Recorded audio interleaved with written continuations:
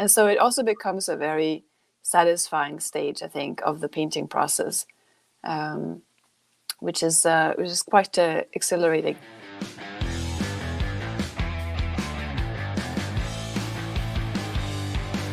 You are about to meet a fabulous artist, and we're going all the way to Norway. Please welcome Cornelia Hernes. Cornelia, welcome. Thank you so much. Thank you so much for inviting me here. We're very excited. First off, we want to learn all about you. We want to know about your history, your background, and of course, we want to know what you're going to do for us today. We understand you have something very special prepared. Yes, actually, all for this event. Oh, good. So tell us a little bit of your background. You and I were talking off camera a little bit before the broadcast. To help us understand where you started in art and what your art career has been so far. All right. So I could share with you the long story, which sort of begins in childhood or in maybe later years, which kind of begins with continued education. But just briefly, I have always been very interested in drawing and painting since childhood. And for the longest time, I felt quite isolated with that interest. And I studied at a university in Canada, University of Victoria in British Columbia, where I obtained a Bachelor of Fine Arts degree. And that was a very conceptual-oriented art education. And I knew then that I needed to seek elsewhere for the craftsmanship that I was very interested in learning about. So that brought me to Florence, Italy, and where I studied at the Florence Academy of Art. So can't get a better education than that. No, that was fantastic. That was exactly what I needed, because I always felt that I had a need and a want to express myself visually with the visual language, and I needed to obtain the tools in order to do so. And I did find that at the Florence Academy of Art. Well, people are going to be absolutely blown away when they see you paint, and they're going to be blown away. I don't know if you happen to have, I didn't warn you on this, but if you happen to have a couple of pieces of art you could show us. Maybe I have some. Let me just check. Maybe you sent some in to me. Oh, yes. Yeah. Okay. So I'm going to show a couple of pieces of art now just to let people see it. So I'm just going to flip through a couple of these just so they can get a feel for it. Wow, very stunning. Thank you. So portraiture is your primary thing, is that right? Lately it has been. I do love still life painting also, but it has been a little bit on hold because the last couple of years I've been focusing on bringing my experience as a teacher and as an artist online. So I now have portrait painting tutorials on Patreon that are available for subscribers. There are also some free samples and some little sort of overviews over the painting process that I have for portrait painting. And so since the focus is on that, I've been mainly focusing on portrait painting for this time. But I really love it. And I have always been very interested in the psychology of the portrait and what we can express just with our body language or with the features of expressions and of emotions. I've never talked about this on this program, but I first off, when I was a child, I would draw faces all the time. Not well, but I drew them. And I was always fascinated with the portrait. My mother did a portrait of me when I was 13 years old, which I still have as one of my most cherished possessions because she's gone now. But when I started the magazine, I decided that it was important to try and highlight portraiture and keep it alive. So I started commissioning artists to do portraits of me for the magazine because I wanted to promote portraiture. I now have, I think, 26 or 27 by the greatest living artists of our time. some of which are no longer living. And I have a whole page dedicated to the portraits. But you're talking to the right guy when it comes to portraits, because this is one of my passions. I have so many passions, but this is one of them, and I'm anxious to watch you paint. We'll be back in just a second, Cornelia. We're going to see you paint. We're going to do a little demo, and you guys can find her painting videos and her painting tutorials at CorneliaHernes.com, and I'll put that up later as well so you can see them. But we're going to hop off, make a couple of announcements, and I'll be back in just a minute. It's a pleasure to meet you. Wonderful to meet you too, Eric. Thank you so much for having me. All right, hang on. Okay, well, today is day number 175. Our guest is Cornelia Hernes, and she's coming to us from Norway. I just suggested I need to go over to Norway to visit. Hint, hint. So, anyway, Cornelia and her husband, Stephen, are fabulous teachers from the Florence Academy, and they're going to be part of our Realism Live faculty. I guess I'll talk about that in a minute. I want to tell you that today we have been here at noon every day for 175 days in a row without skipping a single day. No days off for us. You know, we want to make sure that we're committed to you. The goal of these broadcasts is to help you keep your head in the game, as I like to say. I want you to be focusing on doing something that you love, something that's fun, something that will distract you, because we're all obviously concerned about the virus. We're dealing with the quarantine. We're dealing with other things in the world. And we want to make sure that we stay healthy, focused, happy, and not allow ourselves to become consumed with fear, consumed with worry, because this is a time that we need to be able to be strong to deal with it. And one of the best ways to be strong, I always talk about this on the airlines. They say, you know, put your own oxygen on before you help others. And that's what we need to do in our lives. You know, we have people that we help in our families, people that we help that are friends, people we help that are students, and we can't help them unless we are healthy, mentally healthy, physically healthy. And so I want you to be mentally healthy, and that's why I'm giving you free video samples that we normally would charge for. We're giving you these every day at 3 p.m., and I'll tell you about those in a minute. And also just trying to be here for you guys, because I want to make sure that you're feeling good about yourself, because this is really critical. Art is such an important element, and when the world is struggling with what it's struggling with, we need to put art out there and change hearts and change lives and help them see the world through the eyes of the artist. And that's why we want to keep you healthy and strong. So that's what that's all about. Global, nationally, which is the biggest bookstore distributor. So number one, I got a new slide. Number one selling art magazine nationwide. And we outsell all art and photography magazines nationally in Barnes & Noble. We're very proud of that, and that's kind of cool.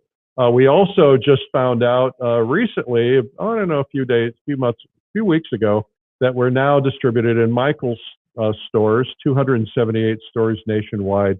And I would love for you guys, if you haven't seen a copy of Plein Air, go in there, pick one up, because it'll help Michael's realize that people love it, and maybe they'll continue. And that's what we, of course, strive for. We have been trying to get Michael's to get interested in the plein air movement for several years, because the plein air movement is big, and typically you walk into art stores and you don't see anything that's focusing on plein air. And we, because of Plein Air Magazine, we love plein air, and we want others to discover it, because it's a heart-changing thing. And so we're so happy to see Michael's embrace it. So give them positives, you know, when you go buy your magazine, thank them for doing it, because we want that. And that, of course, will help our universe, right? We want to help the vendors who sell paints and easels and products and canvases and other things. And we want to support all forms of art, but also Plein Air Magazine. And so it's nice that we have Plein Air Magazine in the stores. I should tell you that the digital edition of Plein Air Magazine that our friend just won for Egypt, he's getting a full year subscription. The digital has 20% more content than the print. We always have leftover content that we can't use because there's just not enough pages, even if we're having big fat issues. And so that's something that you want to look into. Speaking of fun, I'm taking 50 people to Russia in this time next year. we'll be in Russia in the early fall, and we're going to spend 2 weeks, just maybe 2 weeks in one day, and we're going to paint throughout Russia. We're going to be starting out in St. Petersburg. We will be seeing the sites. We have private entry into the Hermitage Museum for our small group of 50 people. No one else in the building at the time, right? At least I don't think so. I mean, I've been able to arrange that for my art tours 2 different times because of my relationship with the director there. But please know that we're going to be painting some of these beautiful sites in St. Petersburg and Moscow, but we're also going to be going to the great museums, and we're going to be doing a little bit of touring, but a lot of painting. And then we're going into the countryside in Russia, which is just delightful. And so you can learn more about that at paintrussia.com. We're asking you to basically sign up and let us know that you're interested, and then we'll send you the information. It's an expensive trip. I won't tell you any differently. It costs a lot of money to do something like this, and but we're keeping it down as far as we can keep it down. And the price is not there yet, but we're going to send it out this week because we're pretty close to ready on that. Cornelia, are you there? I am here. I'm ready. Okay. All right. So we're not going to get to see her, but we're going to get to see what she does. And I'm going to pull my camera off so that we can see what you're doing. Sound like a plan? Sounds good. All right. So here we go. Right. So I started this just an hour or so ago, just to have a block in ready for this talk, but also because I love to paint. So that's great. It gives an opportunity to do that.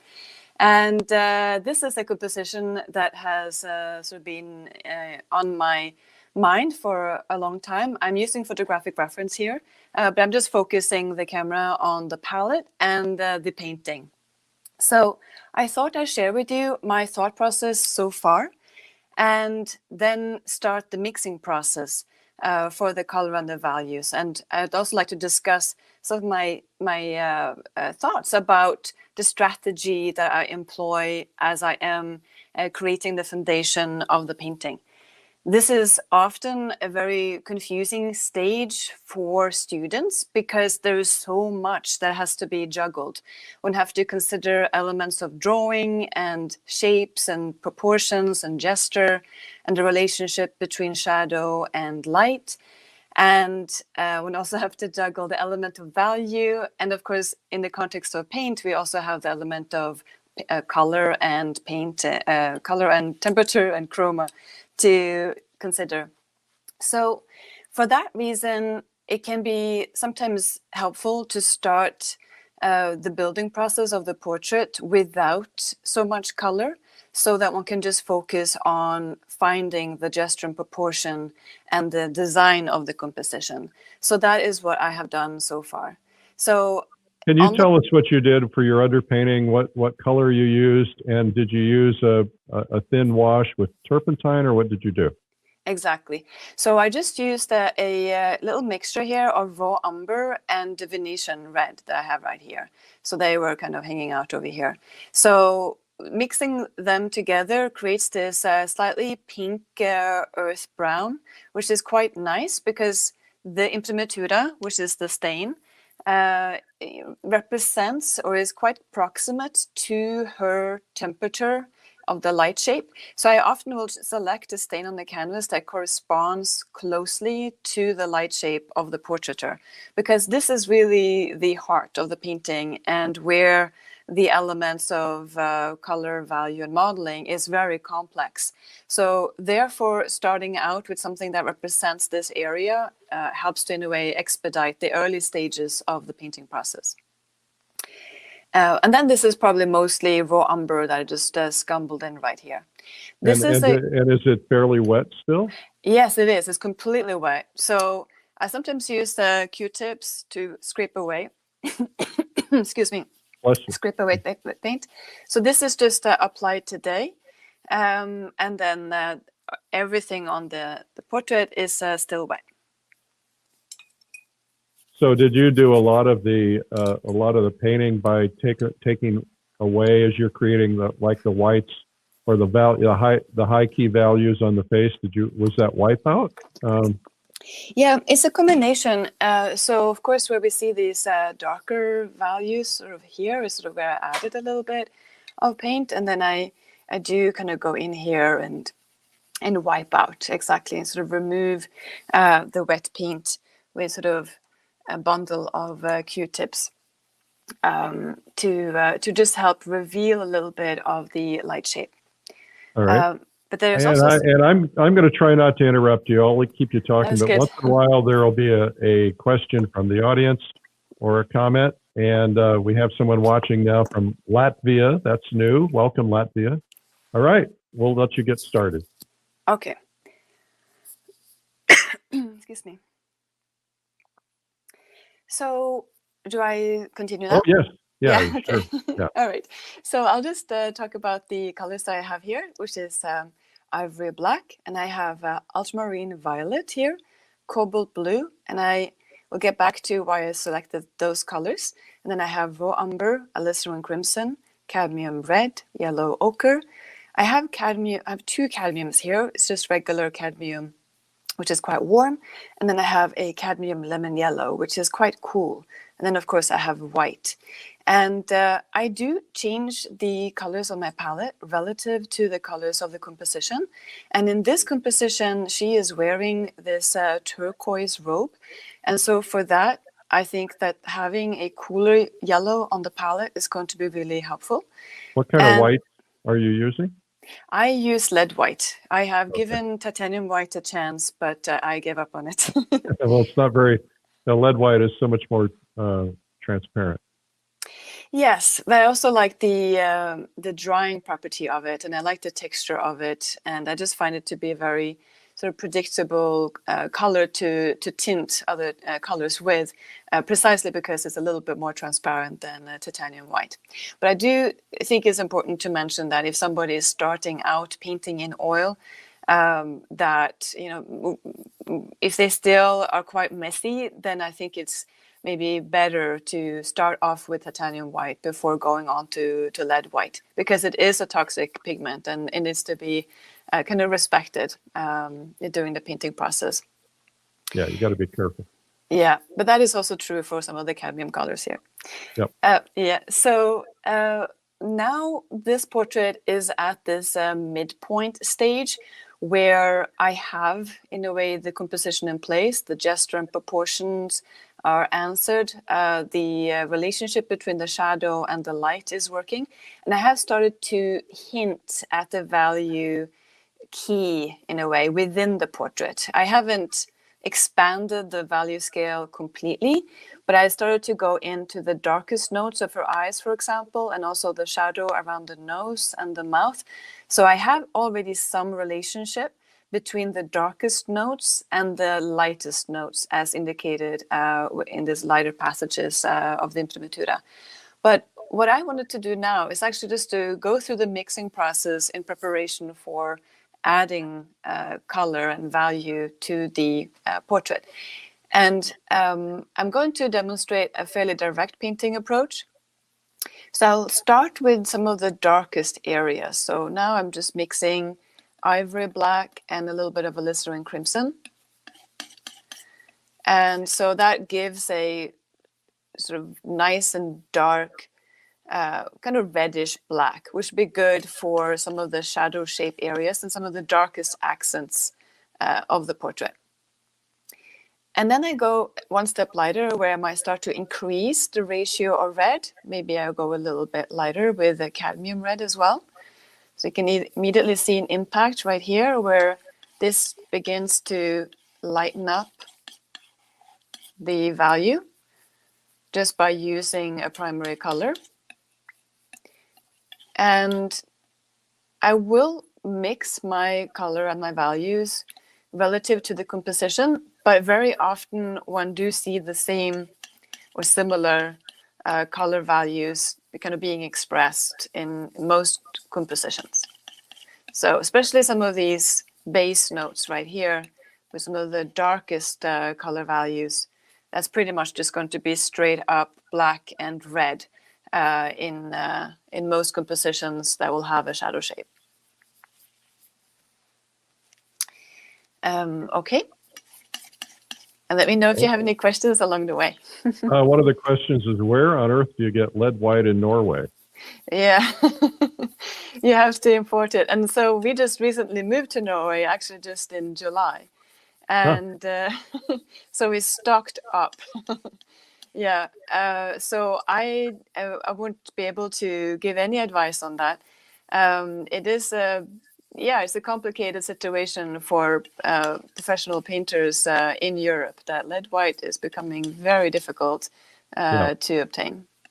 Yeah, as a matter of fact, I was at Dan Graves' studio, and he has big bags he mixes his own lead white, and said he had to buy a bunch because he's afraid that he may never be able to get it again. Yes, yeah, exactly.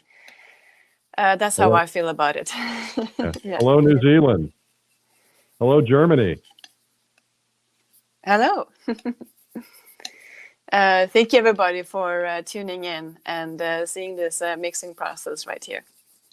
I really appreciate it.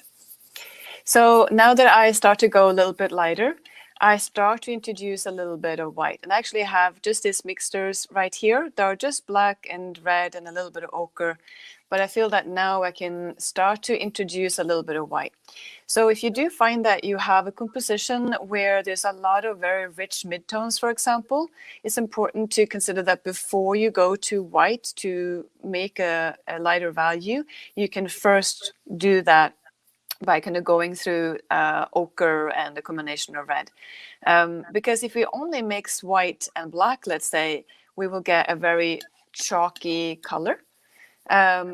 Well, in a way, this is kind of chalky right here, but in the context of color and values, they're also quite chromatic and rich. You know, they play off each other. But if everything is sort of mixed black and white, it can kind of create a bit of a gray, chalky appearance to the composition. So in order to obtain and to preserve the color integrity, you can also maneuver on the value scale by just using kind of pure color instead of black and white. Okay. I'm going to keep you on target with timing, just so you're aware. You've got about 25 minutes. Okay, thank you. I know time goes by real quickly. It sure does. It sure does. And I will certainly not be finishing even this process today, but I'll just be sort of introducing some color notes to the painting. And I'm also planning to go into the background, actually. So while I'm mixing these this color value string right here, you know, this is for the portrait in a way. So this is going to be a mid-tone somewhere around here. But you can see that even as I'm putting my palette knife up here, that it's very difficult to judge the relative light of this mixture. And that is because we don't yet have the context of as presented with the background and her hair. So I just want to show you, in a way, the strategy of building a painting in the early stages and what is important to address early on. So there is, in a way, a synergy that happens between the components of the composition. So we constantly have to juggle the element of drawing as pertains to sort of the accuracy of design. And we have to use value also to express structure. And, you know, the way that the form turns towards the light or, you know, towards the shadow.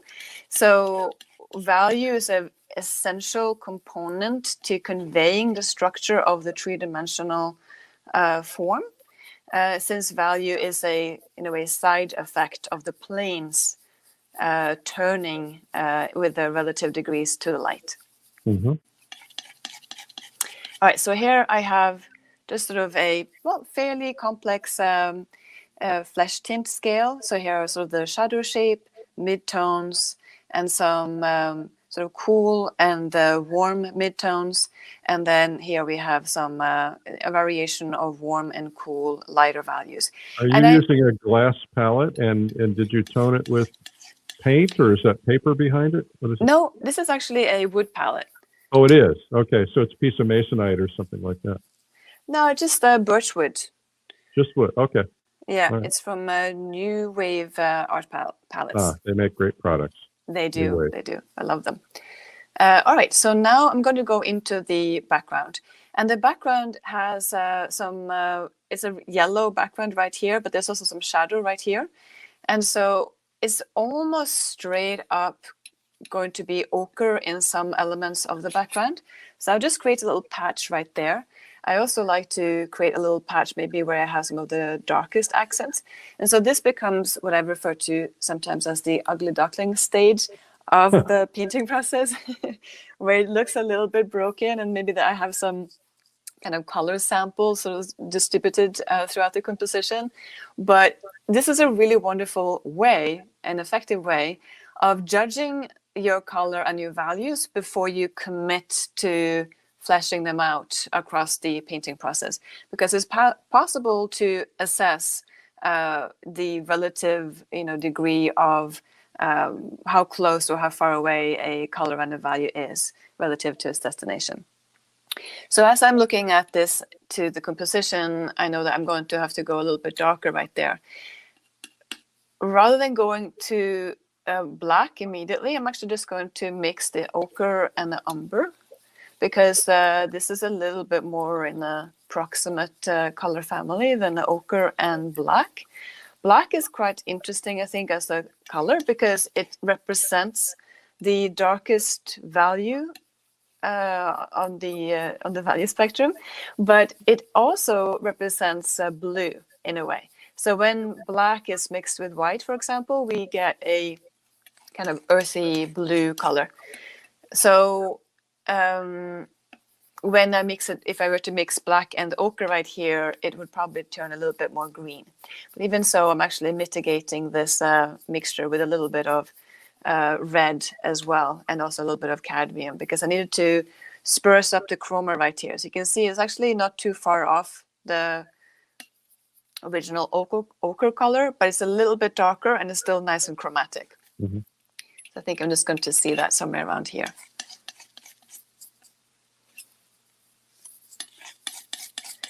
I'd also like to just create some initial mixtures for the blouse that she's wearing. And that's a nice turquoise.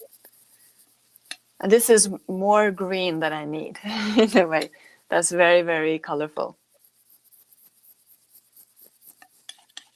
Did you end up, did you do color charts when you were kind of learning to mix color?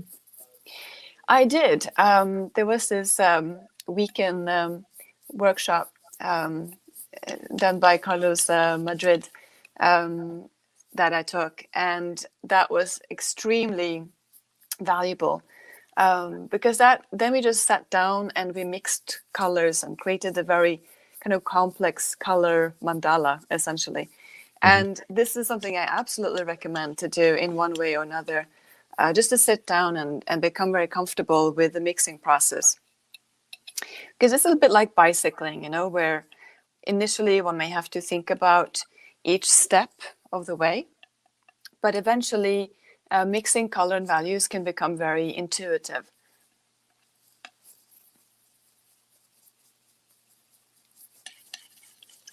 So just going here with black, and I find some of these darker. What kind of black are you using? I'm using ivory black. Okay. Sometimes I actually use a bit of Mars black in the blocking stage as well. And are you making your own paint, or are you using tube paint from somebody? I use tube paints. Okay. Yeah, from a mixture of brands. So there's some Old Holland, Michael Harding, and the Rublev Color. Mm-hmm. All good paints. Yeah, definitely. All right, so now I'm just going to start to block in the background a little bit. Yeah. Are you going to be using any medium? What are you doing? So I use very little medium. I'm quite conservative when it comes to medium concoctions. And I think that's also really important for especially students of painting to kind of start with the basics. So maybe rather than going to very complex medium concoctions, select something like just linseed oil. Since paint is just made of pigment and linseed oil or walnut oil traditionally. So that's what I use. I just use walnut oil or linseed oil. And I'm not adventurous at all when it comes to mediums, just because I'm not a chemist and I feel like I would need to know the chemistry of it in order to want to incorporate something other than oil. Well, the paintings that have lasted the longest historically were just done with linseed oil. Yeah, correct. But it's also maybe so that so oil paintings, in the past were used, or the mediums that were used were walnut oil or linseed oil. Yeah. Maybe not very complicated concoctions. And you find it's important to get your background in first so that you can read the values on the face? Exactly. So the moment the background comes in here, and also if I bring in a little bit of the hair,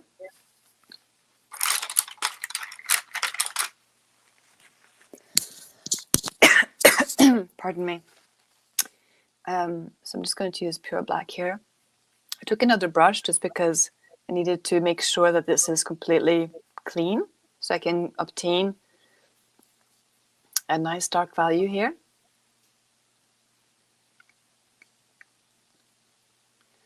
And this is fused a little bit with the raw umber that is still wet in these areas. Mm-hmm. So on the second round, on the second painting day, I'll be probably able to go even darker in these areas. Do you do a lot of glazing in your process? No, rarely. So Yes. everything is direct painting, paint over paint. Yeah, pretty much. I think there are some things, some results that can, really only be obtained with glazing. So it's an interesting technique to be aware of and to know of as well. But in the process of at least learning painting, I think just exercising direct painting techniques are really helpful because it forces you to identify what the color and value actually is. Mm-hmm. Right now, what are your surfaces? What are you painting on? this is a linen canvas that is adhered to birchwood panel. Okay. And this is made by New Traditions art panels. Mm-hmm. I like that combination a lot because you have, in a way, the benefit of both worlds in that one have the texture of the canvas and one have the sort of solid structural support of the birchwood panel. Mm-hmm. And so if one were to get injured over time, let's say if the birchwood were to get warped over time, there would be some, a restorer could potentially find a solution to, saving the artwork. Yeah. Okay. We're at about the 15-minute mark. Okay. Sounds good. All right, this is a bit of a rush job right here. So certainly I'm going to be posting this painting when it's moved forward a bit from this stage. Yeah, if you'll post it in the comments on this broadcast, that way everybody will see it. Okay. Yeah. So I'll do that. And then I will also... Notice, everyone, how the values really pop once that dark goes against that light. Isn't that amazing? I just find that such a thrilling moment of the painting. Yeah. And I also just wanted to show you this early stage of the painting process, just because there's so many moving parts then. There's so much happening early on. And so it also becomes a very satisfying stage, I think, of the painting process, which is quite exhilarating. It's also one of my favorite stages of painting is also refining, when the painting and the portrait really comes to life. And I really enjoy sort of working with the subtlety of transitions surrounding the features, because so much of the expressions and the emotions is sort of rooted in these areas, such as the eyebrows, for example, of course, the corners of the mouth. There is so much of the emotions expressed within these areas. So did you have a live model pose for this photograph that you're working from? Yeah, for the photograph, yeah, for the photo session. So I only work with compositions that I have composed, Yeah. unless I'm working from commission. Then Yeah. sometimes there will be other sort of photographic Yeah. references. Yeah. Yeah. And do you ever paint from live models, or do you try to Oh, bring them in? yes, Yeah. Okay. absolutely. Although these days that's hard. Oh, yeah. Well, that's Yeah, right. We've all been forced to try new yeah. things. Find other solutions. Yeah. Well, it's But great to learn how to do it from photos as well, because yeah, obviously doing from life is the great way. But sometimes we don't have access to models, or we don't have the money for them, or whatever. So that's exactly it. And I think it's really important to be solution oriented. And I think of course, it's nice to be able to paint from life, but as you say, it's not always possible, budget wise, time wise, or right now, of course, obviously we want to avoid mingling with large groups of people. yeah, So maybe, of course, painting family members, if that's a possibility, or oneself, of course, painting a self-portrait, because that's always yeah. a We're reliable doing a model. self-portrait competition right now. So, Fantastic. what kind of brush are you using? Is it a hog's hair? So I use a combination of brushes. So right here I have Russian. a Skoda brush. No, Oh, this is so- not a Skoda. This is something else. yeah, that looks like a Russian brush. Yeah, Raphael. Oh, okay. All right. I don't know where I picked up that one. So this is a hog hair brush. And then I have, this is rosemary. No, this is also Raphael. Okay. And I just grabbed them here. And then I have, this is also Raphael. Okay. So I guess a bunch of these are Raphael. I didn't actually know that. They were the same brand. Now you know. Now I know. And I also really like the Escoda brushes. This is the Graphilo series. And this is Okay. Red Sable. But I would use a mixture. Usually I would use more hog hair bristle brushes in the early stages of the painting, because it's sort of more convenient to, I think, add paint with bristle brushes. Whereas like a really soft sable hair brush is not going to do a whole lot. Let's see if I just, for comparison, it barely brings the paint onto the canvas, whereas this bristle brush will do so quite sort of eagerly. So I prefer to use bristle brushes overall, like when in the early stages of the painting, when adding paint to the surface, or if I want to build up texture in a certain area, bristle brushes tend to want to do that with a little bit more ease, I think, than sable hair brushes. But when it comes to modeling the form and the features, especially when I'm working with halftones, like in this area later on, then I really do like to go down in scale in terms of the scale of the brush, the size of the brush, and also you work with sable hair brushes, because then it can build a really nice and sort of even transition where that is desired. Okay. So your basic process is you're going to get the background and then the clothing done before you work on the face. Is that typically right? Yeah.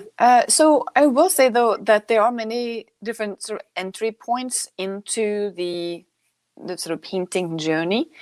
But overall, it's about establishing context for the different elements to kind of work together. So now, just to sort of synopsize, I had to have some reference of her, the composition, in place before I could bring in any element of the background. Otherwise, the background wouldn't know where to go. Oh, you're saying creating the air by bringing some background color into the face. Yeah, in a way. So first the first step was just to situate her, and now bringing in the background and the some element of the foreground right here helps to create the context for the portrait.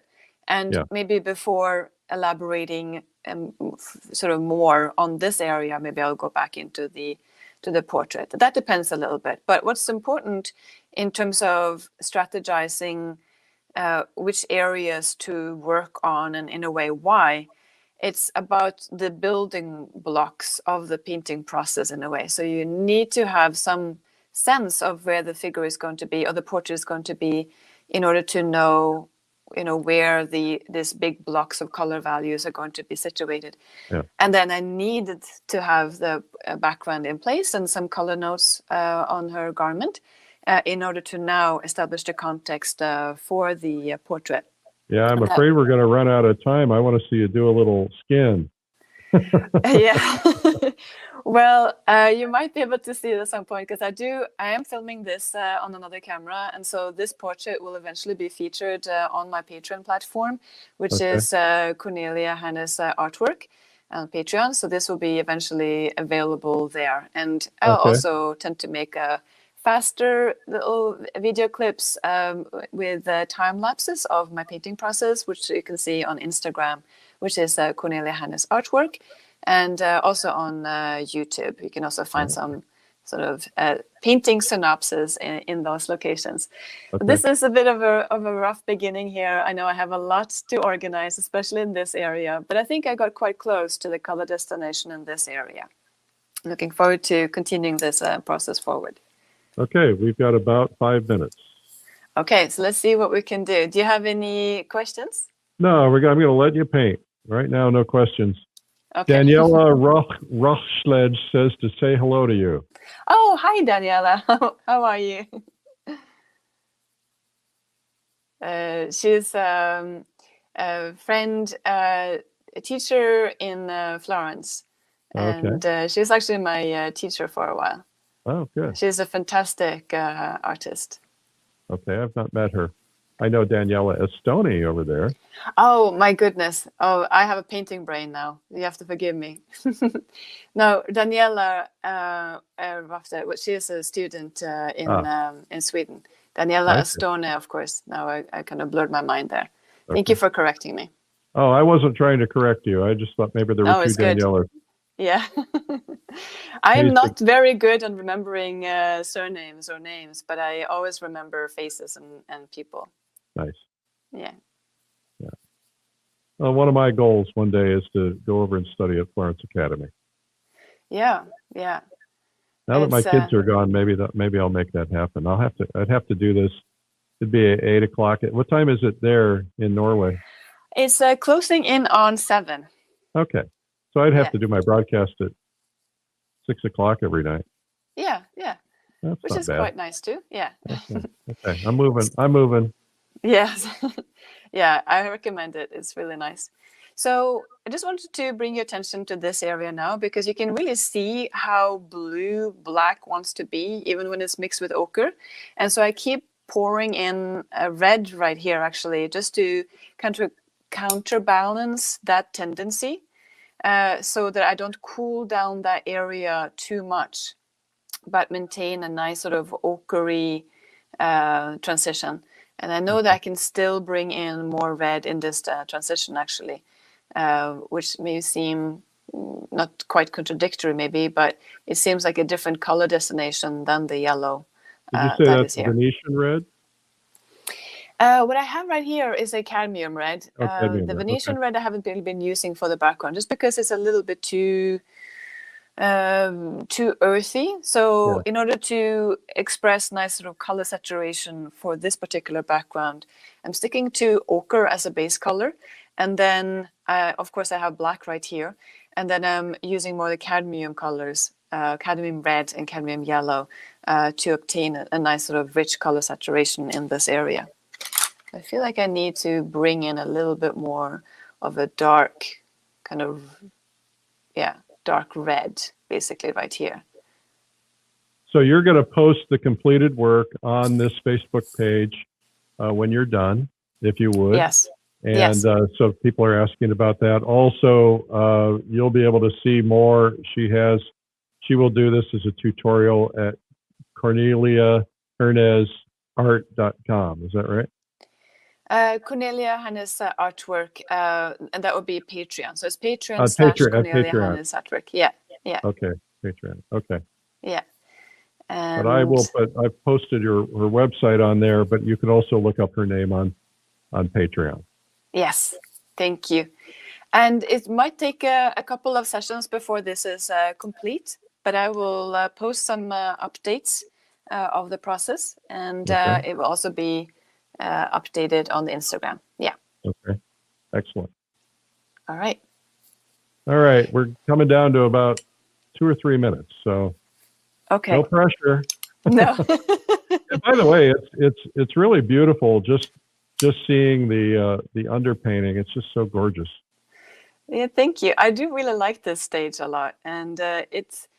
I think sometimes I can be a sort of own statement also. I think It's it's more of a also drawing. really important to see how much attention you're paying to the background, because that's influencing the portrait itself. I think Yeah. so many of us tend to just kind of put our backgrounds in haphazardly, and you're putting a lot of care to it, which is teaching me lessons. All right, that's great. It's really quite amazing how it's sort of indirect. And I like to think about the background almost as the subconscious of the composition, in a sense that we don't really give it much sort of direct thought, but it is so powerful as an agent of communicating the whole sort of scenario, the whole composition. So I haven't made a single brush strokes during this painting session or during our talk within the portrait, yet the whole composition has changed tremendously. Yes. Just by making sure that the background is working. And I think also with something like this, I really like it when there is a bit of shadow or value variations in the background. So it's not completely plain, but that creates a nice sort of element of lost and found edges in this area right here.